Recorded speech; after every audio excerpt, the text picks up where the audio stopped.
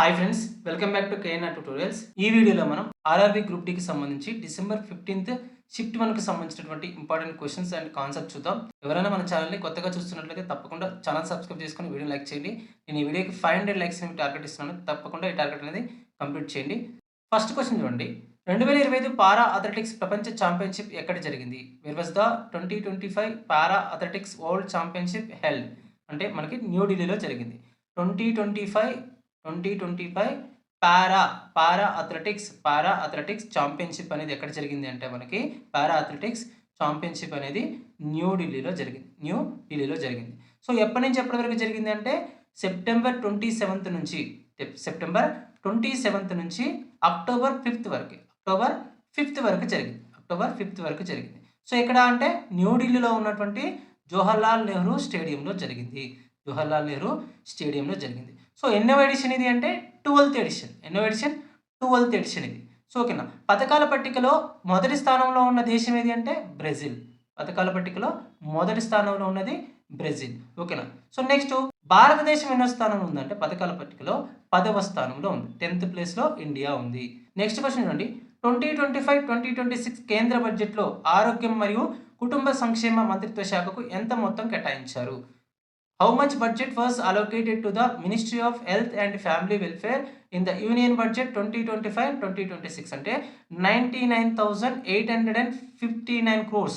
మొత్తం 99,859 crores ని కేటాయించడం జరిగింది. దేనికోసం? Ministry of health and family welfare కోసం. ఎప్పుడు అంటే 2025 and 26 బడ్జెట్లో, కేంద్ర బడ్జెట్లో ఎంత కేటాయించారంటే 99,859 కోట్లు కేటాయించడం జరిగింది. నెక్స్ట్ క్వశ్చన్ చూడండి. మార్చ్ ఆఫ్ గ్లోరీ పుస్తక రచయిత ఎవరు? Who is the author of the book march of glory? అంటే మనకి అరుముగం మరియు హెరోల్డ్ డి క్రూజ్. అరుముగం మరియు హెరోల్డ్ డి క్రూజ్ అనేటటువంటి ఇద్దరు రచయితలు మార్చ్ ఆఫ్ గ్లోరీ అనే పుస్తకాన్ని రాయడం జరిగింది. సో ఈ పుస్తకం దేని గురించి చెప్తుంది అంటే 1975 హాకీ ప్రపంచ కప్లో సో ఇండియా యొక్క విజయం గురించి, ఇండియా యొక్క విక్టరీ గురించి ఈ పుస్తకం తెలియజేస్తుంది. ఈ పుస్తకం మార్చ్ ఆఫ్ గ్లోరీ అనే పుస్తకం. ఎవరు రాశారంటే అరుముగం మరియు హెరోల్డ్ డి క్రూజ్ అనేటటువంటి ఇద్దరు రచయితలు రాయడం జరిగింది. నెక్స్ట్ క్వశ్చన్ నుండి. ఒక వస్తువు 5 న్యూటన్ల బలం ప్రయోగించినప్పుడు అది 5 మీటర్లు కదిలితే జరిగిన పని ఎంత?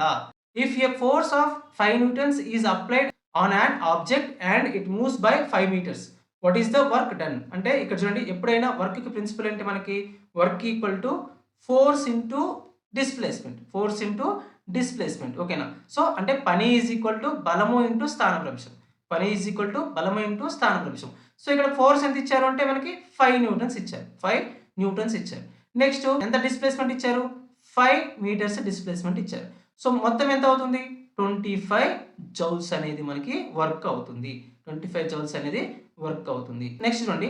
పని యొక్క ఎస్ఐ ప్రమాణం ఏంటి మనకి, లేదా వర్క్ యొక్క ఎస్ఐ యూనిట్ ఏంటంటే జౌల్ అంటాం. నెక్స్ట్ వర్క్ యొక్క సిజిఎస్ యూనిట్ ఏంటి మనకి అంటే ఎర్గ్. ఓకేనా. ఇక్కడ వర్క్ కి ఇక్కడ ఎస్ఐ యూనిట్ ఏంటంటే మనకి జౌలు. నెక్స్ట్ సిజిఎస్ యూనిట్ ఏంటి? ఎర్గ్ అంటాం. సో ఇక్కడ 1 joule equal to 10 to the power of 7 ergs అవుతుంది. ఫ్రెండ్స్, మనకి ఏఎన్ఆర్ ట్యూటోరియల్స్ నుంచి 2025కి సంబంధించి జనవరి టు నవంబర్ వరకు 11 months కరెంట్ అఫైర్స్కి సంబంధించి పీడిఎఫ్ను ప్రొవైడ్ చేయడం జరుగుతుంది. ఇది కేవలం 19 రూపీస్ మాత్రమే. ఆర్ఆర్బీ గ్రూప్ డికి సంబంధించినటువంటి అన్ని షిఫ్ట్లో కూడా దీని నుంచి చాలా క్వశ్చన్స్ అనేవి రిపీటెడ్గా అడుగుతున్నారు. ఒక ఎగ్జామ్లో మనకి దాదాపుగా 20 questions దాదాపు 14 నుంచి 15 క్వశ్చన్స్ అనేవి ఒక్క పీడిఎఫ్ నుంచి రావడం జరిగింది. తప్పకుండా ఈ పీడిఎఫ్ని డౌన్లోడ్ చేసుకుని చదవడానికి ట్రై చేయండి. ఈ పీడిఎఫ్ అనేది మన యాప్లో కేవలం 19 రూపీస్కి మాత్రమే అవైలబుల్గా ఉంది. సో యాప్ లింక్ అనేది నేను డిస్క్రిప్షన్లోను కామెంట్ సెక్షన్లో ఇస్తాను. నెక్స్ట్ క్వశ్చన్ అండి. భారతదేశానికి ఐఎన్ఎస్ తుషిల్ యుద్ధ నౌకను ఏ దేశం అందించింది? Which country handed over the INS Tushil warship to India? అంటే రష్యా మనకి ఐఎన్ఎస్ తుషిల్ అనేటటువంటి యుద్ధ నౌకను అందించడం జరిగింది. ఓకేనా. నెక్స్ట్ క్వశ్చన్ అండి. 2025లో డాక్టర్ డి నాగేశ్వర్ రెడ్డికి పద్మ విభూషణ్ అవార్డు ఏ రంగంలో ఇచ్చారు? In which field was doctor D Nageshwar Reddy awarded the Padma Vibhushan in 2025? అంటే వైద్య రంగంలో గ్యాస్ట్రోఎంటరాలజీ విభాగానికి సంబంధించి, సో ఇక్కడ మెడిసిన్‌లోని గ్యాస్ట్రోఎంటరాలజీ విభాగానికి సంబంధించి డాక్టర్ నాగేశ్వర్ రెడ్డికి పద్మవిభూషణ్ అవార్డు ఇవ్వడం జరిగింది. గ్యాస్ట్రోఎంటరాలజీకి సంబంధించి వైద్య రంగంలో పద్మవిభూషణ్ అవార్డు వచ్చింది. సో ఏ రాష్ట్రానికి చెందినటువంటి వ్యక్తి అంటే తెలంగాణ రాష్ట్రానికి చెందినటువంటి వ్యక్తి. నెక్స్ట్ క్వెషన్ చూడండి. 21 జూన్ 2025 11వ అంతర్జాతీయ యోగా దినోత్సవం ప్రధాన కార్యక్రమం ఎక్కడ జరిగింది? Where was the main event of the 11th international yoga day held on June 21, 2025 అంటే మనకి ఆంధ్రప్రదేశ్లోని విశాఖపట్నంలో జరిగింది. సో 21 జూన్న 11th యోగా దినోత్సవం 11th యోగా డే అనేది ఎక్కడ జరిగింది అంటే మనకి ఆంధ్రప్రదేశ్లోని ఏపీలోని విశాఖపట్నంలో జరిగింది. సో వెరీ వెరీ ఇంపార్టెంట్, గుర్తుపెట్టుకోండి. సో మొట్టమొదటిసారిగా ఈ యోగా దినోత్సవం అనేది ఎప్పుడు జరుపుకున్నారంటే 2015లో జరుపుకున్నారు. సో స్టార్ట్ చేయడమే మనకి 2015లో స్టార్ట్ చేశారు. ఎప్పుడు జరుపుకుంటారంటే ప్రతి సంవత్సరం కూడా జూన్ 21న జరుపుకుంటారు. యోగా దినోత్సవాన్ని ప్రతి సంవత్సరం కూడా జూన్ 21న జరుపుకుంటారు. నెక్స్ట్ క్వశ్చన్ చూడండి. బీహార్ అసెంబ్లీ ఎన్నికల్లో 2025లో బీజేపీ ఎన్ని సీట్లు గెలుచుకుంది? How many seats did BJP win in the Bihar assembly elections 2025 అంటే మొత్తం 89 సీట్లు గెలుచుకుంది. బీజేపీ అనేది మొత్తం 89 సీట్లు గెలుచుకుంది. అసలు బీహార్ అసెంబ్లీలో మొత్తం ఎన్ని సీట్లు ఉన్నాయంటే మొత్తం 243 సీట్స్ ఉన్నాయి. ఇందులో 243 సీట్స్ ఉన్నాయి. ఇందులో మనకి 89 ఏమో బీజేపీ, నెక్స్ట్ జేడీయూ ఏమో 85 సీట్లు, నెక్స్ట్ ఆర్జేడీ ఏమో మనకి 25 సీట్లు గెలుచుకుంది. ఓకేనా? So very very important. ఇక్కడ ఎన్డీఏ కూటమి ఎన్ని సీట్లు గెలుచుకుందంటే 202 సీట్లు గెలుచుకుంది. ఎన్డీఏ కూటమి 202 సీట్లు గెలుచుకుంది. నెక్స్ట్ క్వశ్చన్ అండి. ఇస్రో తన 100వ మిషన్ కోసం 2025లో ఏ రాకెట్ ప్రయోగించింది? Which launch vehicle did ISRO use for its 100th mission in 2025 అంటే జిఎస్ఎల్వి F-15 అటువంటి రాకెట్ ని ఉపయోగించడం జరిగింది. దేనికోసం? తన 100వ మిషన్ కోసం ఇస్రో ఏ రాకెట్ ను ఉపయోగించింది అంటే జిఎస్ఎల్వి F-15 అనేటటువంటి రాకెట్ ను ఉపయోగించింది. సో ఈ రాకెట్ ద్వారా NVS-02 నావిగేషన్ ఉపగ్రహాన్ని కక్షలోకి ప్రవేశపెట్టడం జరిగింది. ఏ రాకెట్ ద్వారా? జిఎస్ఎల్వి F-15 అనేటటువంటి రాకెట్ ద్వారా NVS-02 అనేటటువంటి నావిగేషన్ ఉపగ్రహాన్ని కక్షలోకి ప్రవేశపెట్టడం జరిగింది. సో ఇక్కడ ఇస్రో యొక్క పూర్తి రూపం ఏంటంటే Indian space research organisation. So దీనికి ప్రధాన కార్యాలయం ఎక్కడ ఉంది? హెడ్ క్వార్టర్స్ అంటే బెంగళూరులో ఉంది. సో ఇస్రోని ఎప్పుడు స్థాపించారు అంటే 1969లో స్థాపించారు. సో ప్రస్తుత ఇస్రో చైర్మన్ ఎవరంటే డాక్టర్ వి నారాయణన్. ఎన్నవ chairman? 11th chairman. Next 10th chairman ఎవరు ఉన్నారంటే సోమనాథన్. ఎవరున్నారు? సోమనాథన్ 10th చైర్మన్ గా ఉన్నారు. 11th చైర్మన్ వచ్చి మనకి వి నారాయణన్. నెక్స్ట్ క్వశ్చన్ చూడండి. ప్లాస్టర్ ఆఫ్ ప్యారిస్ రసాయన ఫార్ములా ఏమిటి? What is the chemical formula of plaster of Paris? So నాకు తెలిసి ఇది థర్డ్ టైం అనుకుంటా ఈ క్వశ్చన్ అడగడం. సో ప్లాస్టర్ ఆఫ్ ప్యారిస్ యొక్క రసాయన ఫార్ములా ఏంటంటే CaSO4 దీన్నే మనం ఏమంటామంటే కాల్షియం సల్ఫేట్ ఎమిహైడ్రేట్ అంటాం. నేను చాలాసార్లు చెప్పిన, చాలా షిప్స్లో నేను చాలాసార్లు డిస్కస్ చేసిన దీని గురించి.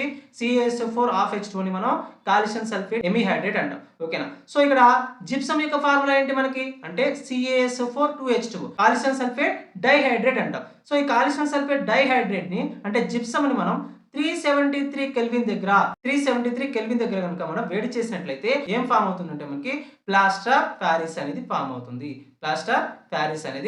అవుతుంది. సో ఇక్కడ ప్లాస్టర్ ఆఫ్ ప్యారిస్ దేనికోసం ఉపయోగిస్తామంటే ఎముకలు విరిగినప్పుడు, ఓకేనా, బోన్స్ అనేవి బ్రేక్ అయినప్పుడు కట్టడం కోసం మనం ప్లాస్టర్ ఆఫ్ ప్యారిస్ ని వాడతాము. ఓకేనా? నెక్స్ట్ క్వశ్చన్ చూడండి. చైనా ప్రవేశపెట్టిన కొత్త కే వీసా ఏ రంగానికి సంబంధించినది? China's new K visa is related to which sector అంటే సైన్స్ అండ్ టెక్నాలజీ రంగానికి సంబంధించింది. సంబంధించిందే మనకి చైనా ప్రవేశపెట్టినటువంటి కొత్త వీసా అయిన కే వీసా అనేది సైన్స్ అండ్ టెక్నాలజీ రంగానికి సంబంధించింది. ఎవరు ప్రవేశపెట్టారంటే చైనా ప్రవేశపెట్టింది. నెక్స్ట్ క్వశ్చన్ చూడండి. చంద్రుడు భూమి చుట్టూ సరళ రేఖలో కాకుండా వక్ర మార్గంలో ఎందుకు తిరుగుతాడు? Why does the moon revolve around the earth in a curved path instead of a straight line అంటే మనకి గురుత్వాకర్షణ మరియు జడత్వం వల్ల, గురుత్వాకర్షణ మరియు జడత్వం వల్ల అంటే గ్రావిటేషనల్ ఫోర్స్ అండ్ ఇనర్షియా వల్ల చంద్రుడు భూమి చుట్టూ సరళ రేఖలో కాకుండా వక్ర మార్గంలో తిరుగుతాడు. అంటే స్ట్రైట్ లైన్‌లో కాకుండా మనకి కర్వ్డ్ పాత్‌లో తిరుగుతాడు. ఓకేనా? సో, కర్వ్డ్ పాత్‌లో తిరుగుతాడు. సో, ఇక్కడ ఏమవుతుందంటే భూమి యొక్క ఆకర్షణ శక్తి మరియు చంద్రుని యొక్క వేగం సమతుల్యం అవ్వడం వల్ల, భూమి యొక్క ఆకర్షణ శక్తి మరియు చంద్రుని యొక్క వేగం అనేది సమతుల్యం అవ్వడం వల్ల మనకి చంద్రుడు భూమి చుట్టూ సరళ రేఖలో కాకుండా వక్ర మార్గంలో తిరుగుతూ ఉంటాడు. ఇలా భూమి ఉందనుకోండి. సో, ఇలా వక్ర మార్గంలో చంద్రుడు తిరుగుతూ ఉంటాడు. సో, ఎందుకంటే భూమి యొక్క గురుత్వాకర్షణ వల్ల, నెక్స్ట్ చంద్రునికి ఉన్నటువంటి వేగం వల్ల, భూమి యొక్క గురుత్వాకర్షణ శక్తి మరియు చంద్రునికి ఉన్నటువంటి వేగము. సో, ఈ రెండు కూడా గురుత్వాకర్షణ శక్తి, భూమి యొక్క గురుత్వాకర్షణ శక్తి, చంద్రుని యొక్క వేగం అనేవి రెండు కూడా బ్యాలెన్స్ అవ్వడం వల్ల, అంటే సమతుల్యంలో ఉండడం వల్ల సో చంద్రుడు భూమి చుట్టూ వక్ర మార్గంలో తిరుగుతాడు. ఓకేనా? సో చూడండి, భూమికి ఉన్నటువంటి ఏకైక సహజ ఉపగ్రహం ఏంటంటే, న్యాచురల్ శాటిలైట్ ఏంటంటే చంద్రుడు అని చెప్తాం. భూమికి ఉన్నటువంటి ఏకైక సహజ ఉపగ్రహం ఏంటంటే చంద్రుడు అని చెప్తాం. సో చంద్రుడి గురించి అధ్యయనం చేసే శాస్త్రాన్ని మనం ఏమంటాం? సెలినాలజీ అంటాం. చంద్రుడి గురించి అధ్యయనం చేసే శాస్త్రాన్ని మనం సెలినాలజీ అంటాం. నెక్స్ట్ క్వశ్చన్ అండి, కాంచా గచ్చిబౌలి అటవీ ప్రాంతం విస్తీర్ణం ఎంత? What is the area of Kancha Gachibowli forest region? అంటే మొత్తం 400 ఎకరాలు ఉంటుంది. అప్రాక్సిమేట్లీ 400 ఏకర్స్ ఉంటుంది. ఎక్కడ ఉంది ఇది అంటే తెలంగాణలోని హైదరాబాద్లో ఉంది. రీసెంట్గా మనకి హైదరాబాద్ సెంట్రల్ యూనివర్సిటీలో మనకి యాజిటేషన్ అనేది నడిచింది. సో ఎందుకంటే 400 ఎకరాలకు సంబంధించి భూమిని ప్రభుత్వం ప్రైవేట్ పరం చేయడానికి ట్రై చేసింది కాబట్టి అక్కడ ఒక ఉద్యమం అనేది నెలకొంది. ఎక్కడ? కాంచా గచ్చిబౌలి అటవీ ప్రాంతంలో. సో దేని గురించి అంటే ఆ అటవీ ప్రాంతాన్ని రక్షించడం కోసం. ఓకేనా? ప్రైవేట్ పరం చేయకుండా రక్షించడం కోసం జరిగింది. ఓకేనా? సో నెక్స్ట్ క్వశ్చన్ చూడండి, ఆమ్లం మరియు క్షారం మధ్య జరిగే చర్యని ఏమంటారు? What is the reaction between an acid and A base called? So నేను చాలా సార్లు చెప్పిన, యాసిడ్ నెక్స్ట్ బేస్ అంటే ఆమ్లము క్షారం మధ్య జరిగే చర్యను మనం ఏమంటామంటే తటస్థీకరణ చర్య లేదా న్యూట్రలైజేషన్ రియాక్షన్, న్యూట్రలైజేషన్ రియాక్షన్ అంటాము. సో ఏం ఏర్పడుతుంది? మనకి సాల్ట్ అనేది ఏర్పడుతుంది, నెక్స్ట్ వాటర్ అనేది ఏర్పడుతుంది. ఒక న్యూట్రలైజేషన్ రియాక్షన్ లేదా తటస్థీకరణ చర్యలో మనకి యాసిడ్ బేస్ న్యూట్రలైజేషన్ రియాక్షన్ లేదా తటస్థీకరణ చర్యలో మనకి సాల్ట్ మరియు వాటర్ అనేది ఏర్పడుతుంది. సో ఇక్కడ pH అనేది మనకి <7 ఉంటే దాన్ని ఏమంటాం? యాసిడ్ అంటాం. నెక్స్ట్ pH అనేది మనకి <7 ఉన్నట్లయితే దాన్ని ఏమంటాం? మనం బేస్ అంటాం.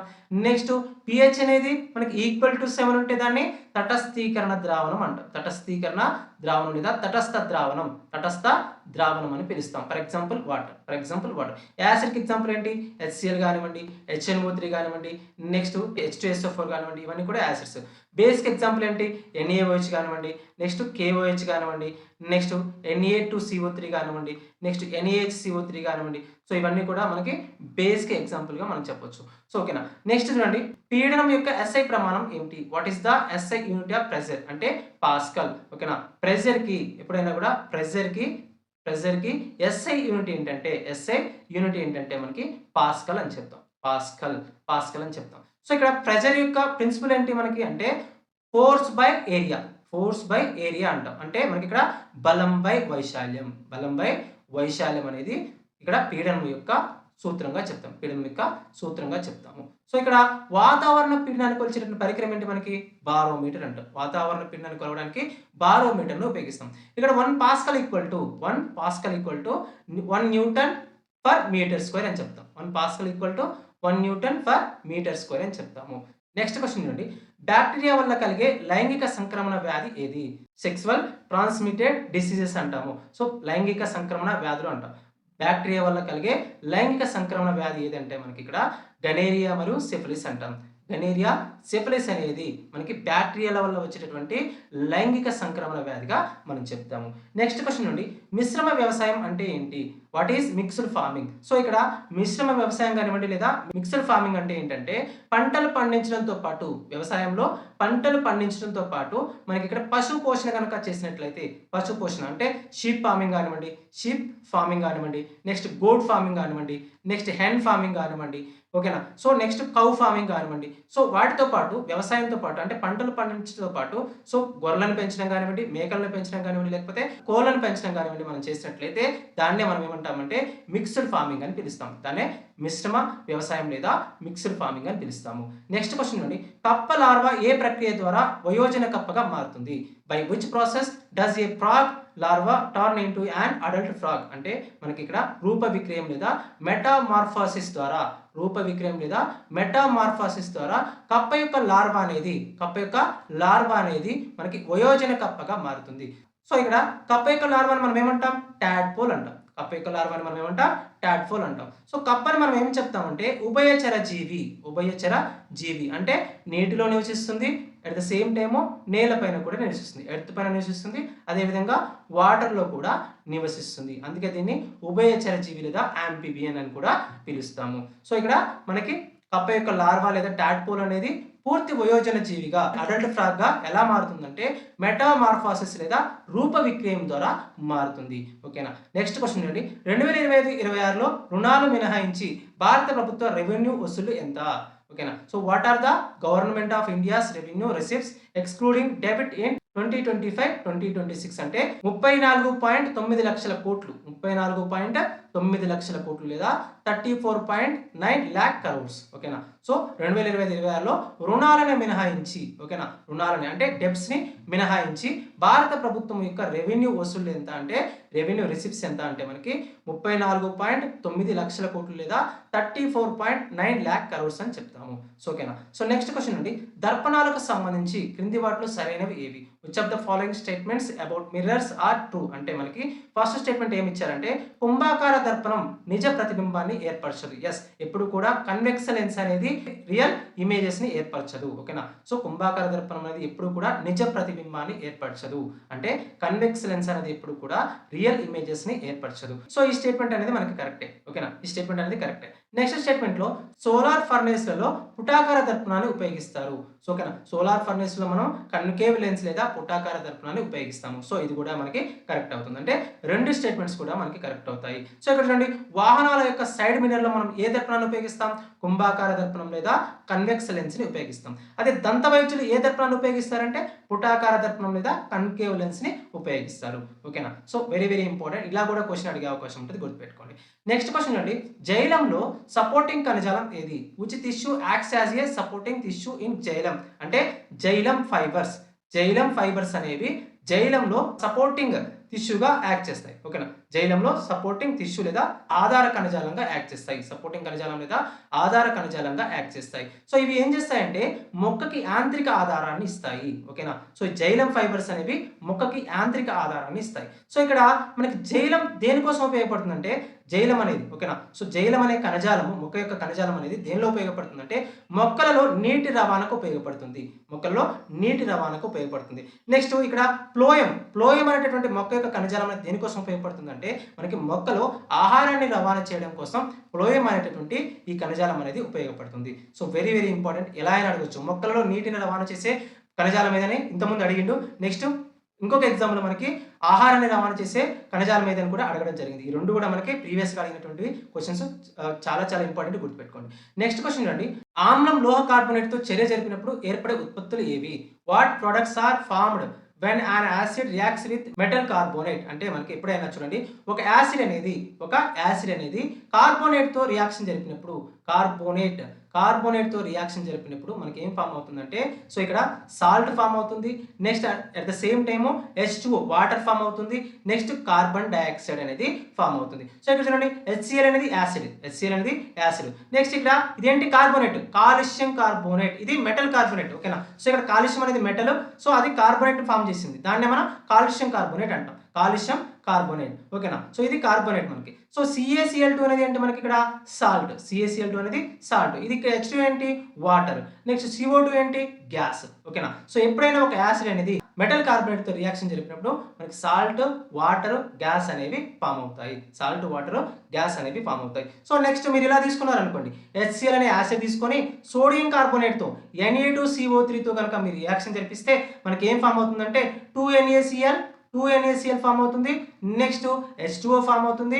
అట్ ద సేమ్ టైం మనకి CO2 ఫామ్ అవుతుంది. సో ఇది సోడియం కార్బోనేట్, ఇక్కడ కాల్షియం కార్బోనేట్, జస్ట్ రీప్లేస్ చేసాం అంతే. అక్కడ కాల్షియం కార్బోనేట్ తీసుకున్నాం, ఇక్కడ సోడియం కార్బోనేట్ తీసుకున్నాం, కానీ వచ్చే ప్రొడక్ట్స్ మాత్రం సేమ్ ఉంటాయి. అంటే ఇక్కడ అక్కడేమో CaCl2 వస్తే ఇక్కడ NaCl వస్తుంది, కానీ H2O అండ్ కార్బన్ డైఆక్సైడ్ మాత్రం సేమ్ ఉంటాయి. ఓకేనా? సో వెరీ వెరీ ఇంపార్టెంట్, గుర్తుపెట్టుకోండి. నెక్స్ట్ క్వశ్చన్ అండి, గృహ విద్యుత్ వలయంలో ఫ్యూజ్ ని ఎలా కలుపుతారు? How is a fuse connected in A domestic electric circuit అంటే మనకి ఇన్ సిరీస్ అంటే శ్రేణిలో కలుపుతారు. ఓకేనా? గృహ విద్యుత్ వలయంలో ఫ్యూజ్ ని సిరీస్ లో కలుపుతారు. ఓకేనా? సిరీస్ లో లేదా శ్రేణిలో కలుపుతారు.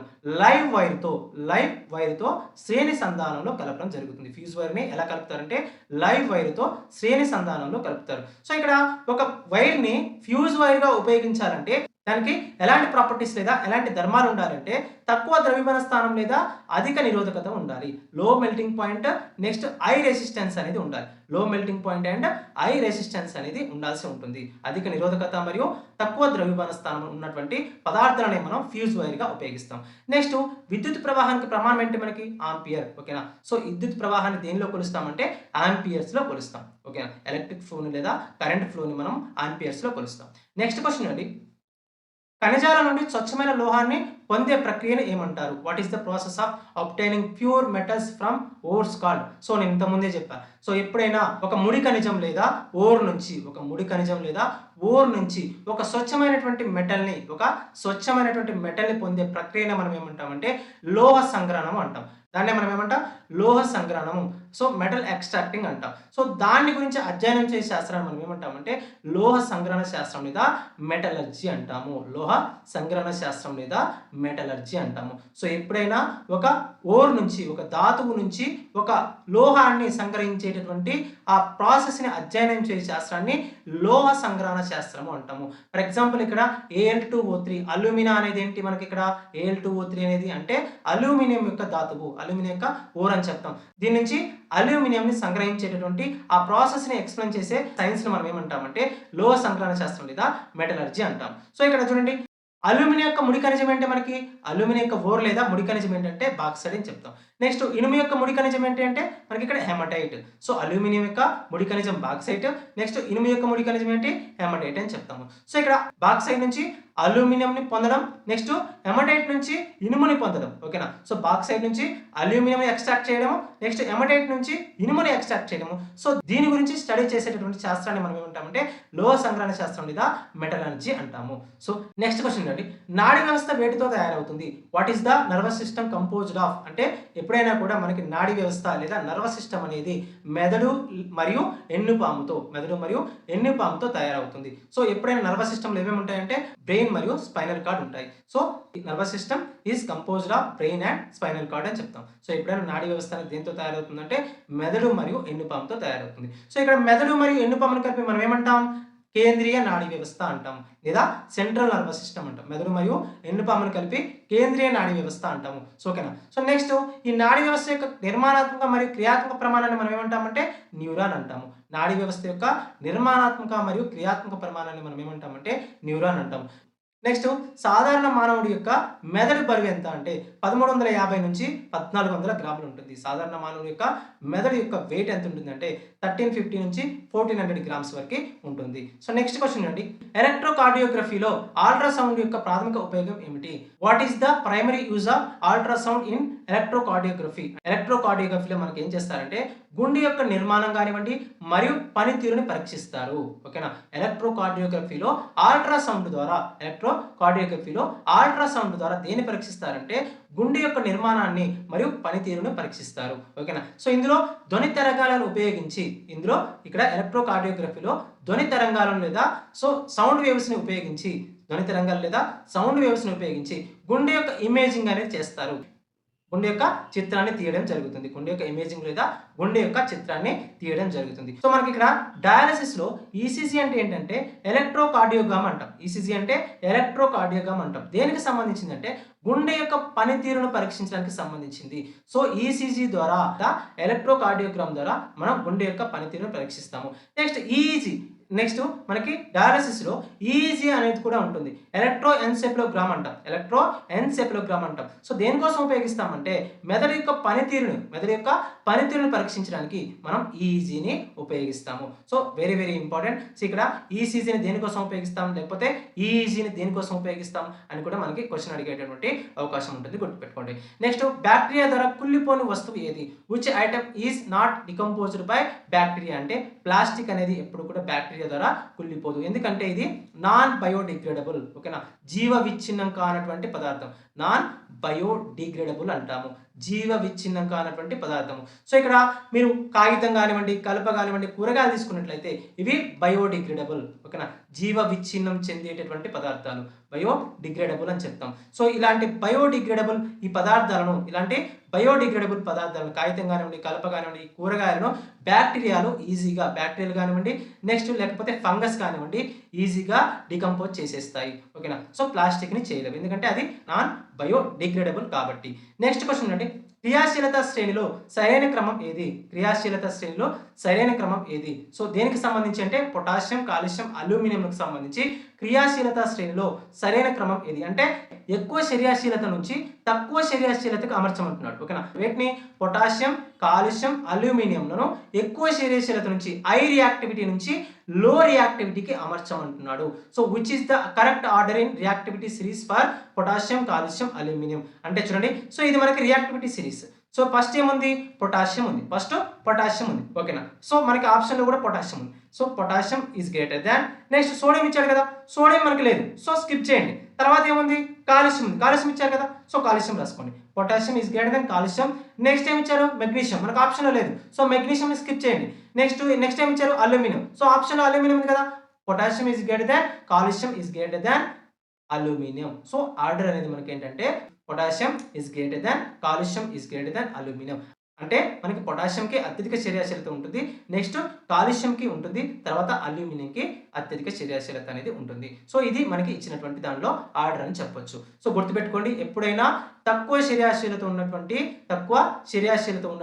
లోహాన్ని ఎక్కువ చర్యాశీలత ఉన్నటువంటి లోహం అనేది మనకి డిస్ప్లే చేస్తుంది. అంటే ఇక్కడ పొటాషియం అనేది ఇక్కడ కింద ఉన్నటువంటి అన్నిటిని కూడా డిస్ప్లే చేయగలదు. ఓకేనా, ఒక రసాయనిక మిశ్రమంలో పొటాషియం అనేది తన కింద ఉన్నటువంటి సిరీస్లో తన కింద ఉన్న అన్నిటిని కూడా డిస్ప్లే చేయగలదు. సోడియం అనేది తన కింద ఉన్నటువంటి అన్నిటిని కూడా డిస్ప్లే చేయగలదు, కానీ పై వాటిని డిస్ప్లే చేయలేదు, అంటే పొటాషియంని డిస్ప్లే చేయలేదు. సో ఇక్కడ ఫర్ ఎగ్జాంపుల్ జింక్ తీసుకున్నారనుకోండి, ఐరన్ని, నెక్స్ట్ లెడ్ని, నెక్స్ట్ హైడ్రోజన్ని, కాఫర్ని డిస్ప్లే చేయగలదు, కానీ దానిపైన ఉన్నటువంటి జింక్ని కానివ్వండి, అల్యూమినియం కానివ్వండి, మెగ్నీషియం కానివ్వండి, నెక్స్ట్ కాల్షియం, సోడియం, పొటాషియంని అది డిస్ప్లే చేయలేదు, ఎందుకంటే అవి తనకంటే ఎక్కువ రియాక్టివిటీ కలిగి ఉంటాయి కాబట్టి. సో ఎప్పుడైనా ఒక లోహం అనేది తనకంటే తక్కువ రియాక్టివిటీ ఉన్నటువంటి లోహాన్ని మాత్రమే డిస్ప్లే చేయగలదు, తనకంటే ఎక్కువ రియాక్టివిటీ ఉన్నటువంటి లోహాన్ని డిస్ప్లేస్ లేదా స్థానభ్రంశం చెందించలేదు. ఓకేనా, సో వెరీ వెరీ ఇంపార్టెంట్. ఇది ప్రతి ఎగ్జామ్లో కూడా ఈ రియాక్టివిటీ సిరీస్ గురించి అడుగుతున్నాడు. సో ఎవరికైనా ఈ రియాక్టివిటీ సిరీస్ పైన వీడియో కావాలంటే, ఓన్లీ రియాక్టివిటీ సిరీస్ పైన వీడియో కావాలంటే తప్పకుండా కామెంట్ చేయడానికి ట్రై చేయండి. సో ఇవి మనకి